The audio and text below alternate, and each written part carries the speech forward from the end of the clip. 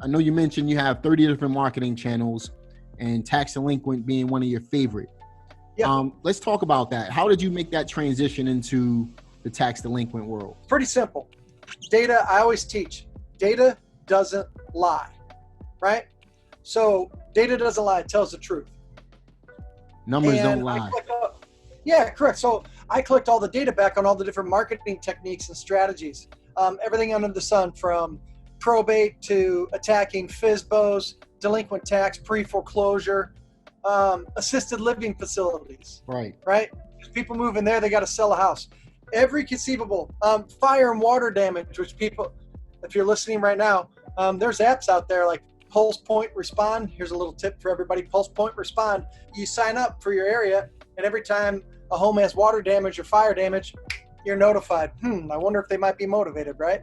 So we test all those 30 different techniques when we bleed into a city and get to everything first. And here's what I found out. Tweaking my tax delinquent approach over 100 times over a 6-7 year period, because we tweak everything I just mentioned. We tweak our approach in it. We just don't, go with a flagship technique and just do it and pretend it's gospel, right? Right.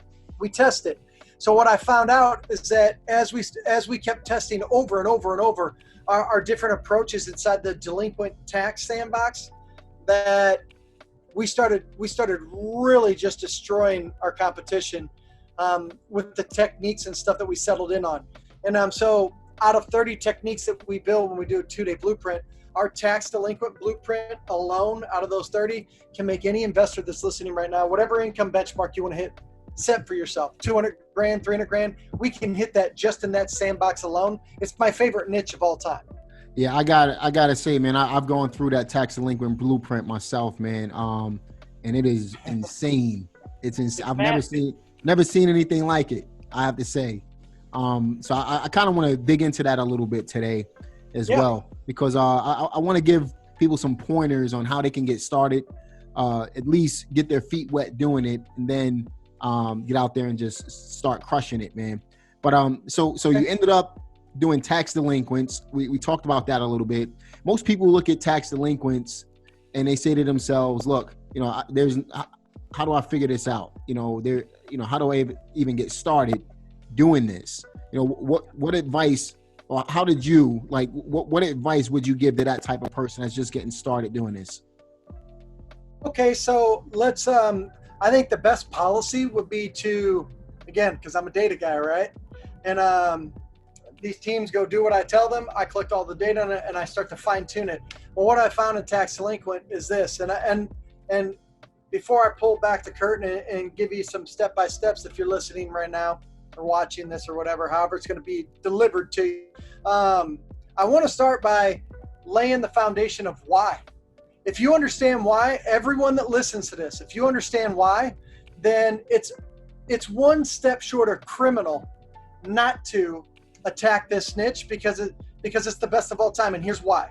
So I'll tell you why, and then I'll give you a couple tips here on things that you can do to get started. Here's why. Jamel, and I know you know, but as you're listening, folks, and by the way, I'm teaching you right now from my RV. It's my favorite place to work because nobody can bother me. And love it. And so I love it. And so I work here 4 days a week. It's great. Here's why. Folks, listen to me intently. Do you know what kind of homes start marching towards tax sale? I do. The ones that are marching towards that, severely behind, okay? Here's what kind of houses. Free and clear ones. Okay, here's why. If it was Jason and Jamel Bank, or you know what? Jamel looks sharper than me today. It's Jamel and Jason Bank. And we have a $300,000 loan on a property. And we know that it's tax delinquent. And every single state in America puts laws in place because the states want their money, right, Jamel? So every one of them put laws in place to say, if you're behind XYZ, we have the right to take this house because they're going to get their money. So if that's the truth, which it is, then Jamel and Jason Bank, when we find out we have a customer that's behind on their taxes, we're going to foreclose because it's in our paperwork that says if you don't have insurance, we can put it on you. If you're still chronically behind, missing payments or missing taxes, not paying your taxes, then we have the right to take the house. Because Jamel and Jason Bank, we're not going to lose a $300,000 loan. So we're going to foreclose on that property. So guess what? When you start attacking the snitch and attack the ones that are severely behind, here's what I know with the highest degree of certainty. Out of anything that you could ever do, high equity absentee owner list, vacant list, COVID, water disconnects, fire damage, probate, out of any niche, these ones I know with a high degree of certainty are typically free and clear of big mortgages. Now, they might have some fines and some delinquent tax, but by and large, the banks would have already foreclosed on them. So the ones that are staring you in the face, think about this.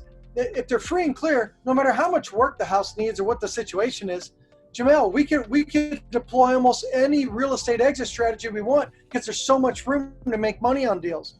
So why should this be one of your favorite niches of all time? It's simply this. They're the biggest spreads. When you become a solution for a homeowner in this niche, it's the biggest income spread, period.